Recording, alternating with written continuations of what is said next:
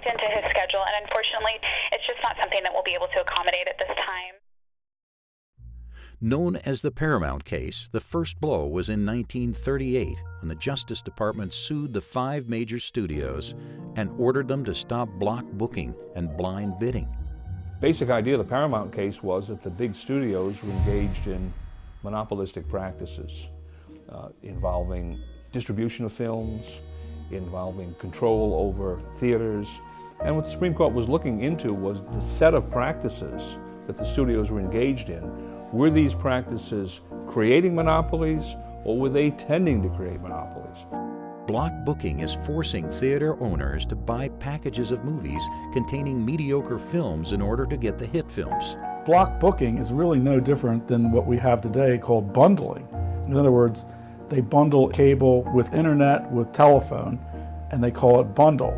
Now, maybe you're not forced to take all 3 of those things, but 50 channels and you really only want 1 cable channel or 5 cable channels, and yet you're forced to take all these other ones. You can't pick your channels a la carte in any kind of a competitive manner where the channels would compete with each other. You basically have to take the whole package of channels. If you wanted Gone with the Wind, you had to take Angry Red Planet or a bunch of other movies that you really didn't want to watch. Blind bidding is forcing theaters to buy these same packages sight unseen. The suit was partially resolved in 1940 with a consent decree, which allowed the government to reinstate the suit if the studios didn't comply. Unfortunately, the studios did not comply, and in 1943 the case went back to trial and was appealed all the way to the Supreme Court by 1948.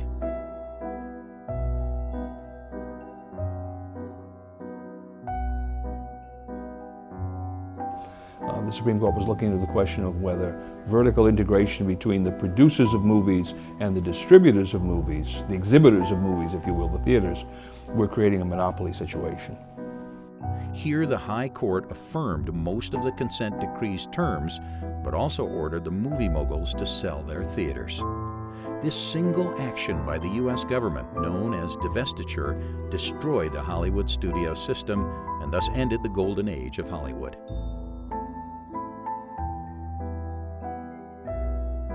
Since the studios were never again able to reliably sell their product, they were never again able to reliably contract talented new writers, actors, directors, producers, or production crews with steady employment. Here's a conspiracy theory for you. You know, Mel Gibson would even love this one. Edison and Henry Ford got together and basically either instigated or nursed along the Justice Department's Paramount Case. Edison and Ford may have been a little jealous of the movie moguls, and it's a well-known fact that the Eastern establishment was pretty anti-Semitic back in these days. So Edison and Ford may have had something to do with the Justice Department's consent decree. Here is a perfect example of the unintended consequences of government destroying the delicate economy of an entire industry. Free market economists look at the antitrust laws and say the antitrust laws themselves are an attempt to limit free market activity in an unjustifiable way from an economic point of view. The movie moguls had their theaters, their showrooms, chopped off in the name of the evils of vertical integration. Edison and Ford, on the other hand, still had their showrooms for their products, their record players and automobiles.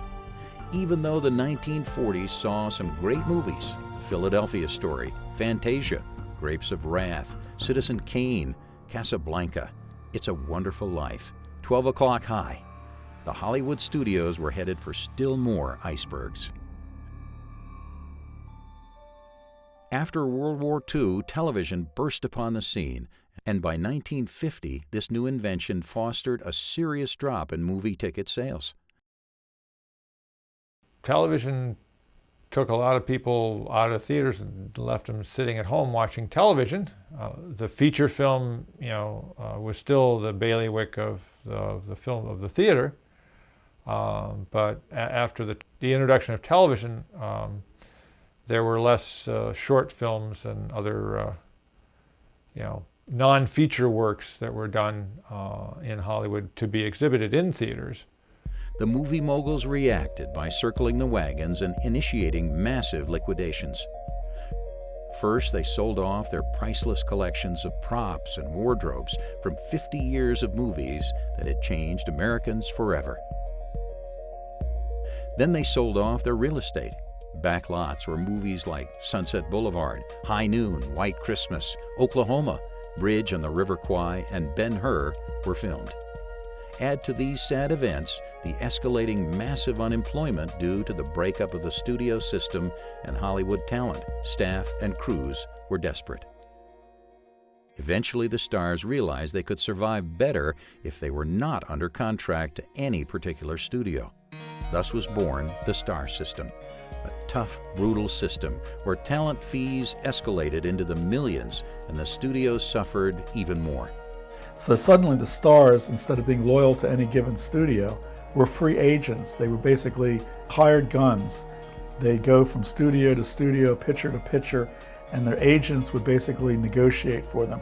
In essence, we had the business community injecting itself into the creative community, because if you have agents sitting there basically screening out potential screenplays, then you've got business people screening out the creativity of the thousands of writers all across the country. Now that creates oftentimes a lot of friction between the creators, the writers, directors, makeup artists, producers, actors, and the business people, if you will, because business and creativity, business and art don't really go hand in hand. It was only a matter of time before the moguls had to turn to outside financial help.